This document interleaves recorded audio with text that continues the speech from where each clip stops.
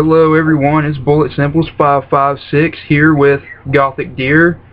Hello. Also known as Not Your Average Gamer. Infinity Ward, Activision, all that good stuff. And our opinions about them. When they're not good opinions at all. For the most part. For the most part. I mean, they do some good stuff, but most of it's just really stupid and annoying. I mean, why exactly do they come out with a game every single year of Call of Duty?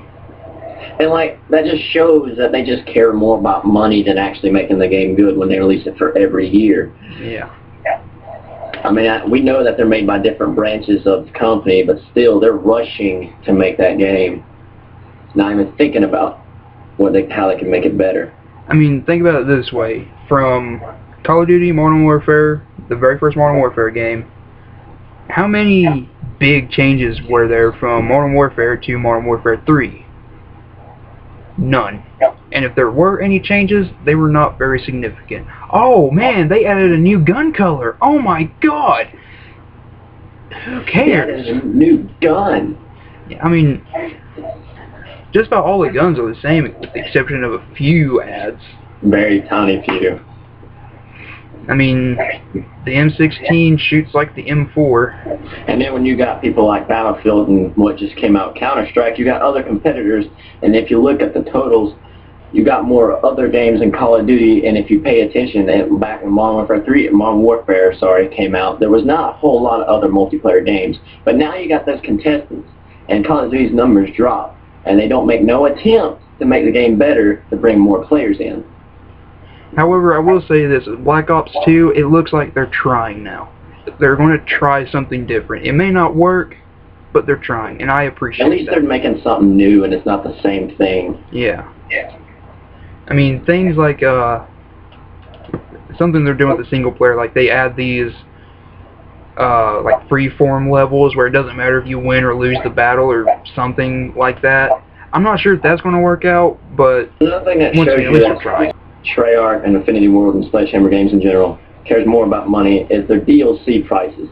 They release a DLC that comes with 2 maps for $14.99. We look at Tom Clancy's Ghost Recon Future Soldier, where you got a couple maps, multiplayer maps, a guerrilla map, and a bunch of guns for $10. And, you know, it's just, when it comes down to it, it's just, I don't want to pay $14 for 2 maps in Call of Duty, which are usually either the same maps from the past or some new, really tiny map. Yeah. An even better example of great DLC pricing would be the Uncharted series. They'll have, like, 4 maps, 3 new characters, 2 new... I mean, they add all kinds of stuff, and it's cheaper than what you get a Call of Duty map for. They're usually priced, if I'm correct, around $9.99, maybe less sometimes. And then you gotta pay, it's like Battlefield, you gotta pay $60 for Elite, or actually I think it's $40 in Call of Duty, $60 in Battlefield 3. But it's just retarded, like, you know, people buy that too, and that's what supports Treyarch and Infinity Ward to keep going, and Activision to keep going, because these people buy Elite that really does nothing if you think about it. I mean, I know we're guilty of this too. We complain about Call of Duty, and yet we'll still go buy Call of Duty. Yeah, so I buy it every year. I mean, that's the thing that blows my mind with Call of Duty. Even though everyone has something bad to say about Call of Duty, Infinity Ward, Activision, they will still go out every year and buy that game, no matter what. And I think it has to blame with other game companies, because like it seems like no one's trying to make an attempt. This year it was an attempt to take away Call of Duty when you had Battlefield and Counter-Strike and Ghost Recon, but in the past it was just Call of Duty. That's all you had to play, and that was it. That was it, wasn't it? In Modern Warfare 2, that was the only really multiplayer just about who came out. I mean, you had like Medal of Honor, but it never really got that big. I mean, you had a couple small opposers, but nothing like Battlefield or anything. And one major thing I can't stand about Modern Warfare 3 is you can't jump on objects, which makes me feel like I'm in prison. All I can do is run in a circle and shoot. that does. I don't like the fact you can't jump on objects. I just feel so restricted. I feel like I can't do anything. When in Battlefield, anything is possible. Well, to an extent. And I know they gotta try and limit some of your movement as far as jumping on certain things because they want to try and eliminate some camping and all that, but I mean, you gotta let the players explore. Don't tell them, okay, you gotta go this way, that's the only way to go. That's not playing a game. Like, we look at Battlefield again, there's places that you won't see until you play the game a lot. In Call of Duty, you'll see the whole map in one match unless you're just camping. You'll see everything. When in Battlefield, there's a vantage point over there, there's a vantage point over there. Tank can come from this way, you can flank it from that way. But in Call of Duty, it's straight and to the side. That's all the maps are if you pay attention. One straight line going through the map, and then the circle. And, I mean, especially in single player, but a little bit in multiplayer, they're almost telling you how to play.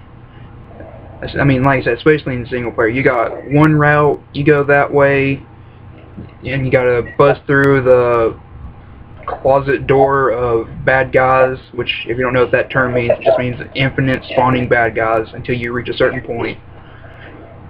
And that's about it. I mean, the story has a lot of bangs and booms, but no depth. Yeah, it's predictable. You know what's going to happen. You know when this person's about to go, or when that person is about to turn on you. Because if you notice at the Modern Warfare 3 campaign, when you're getting close to the end of the mission, something happens. Yeah.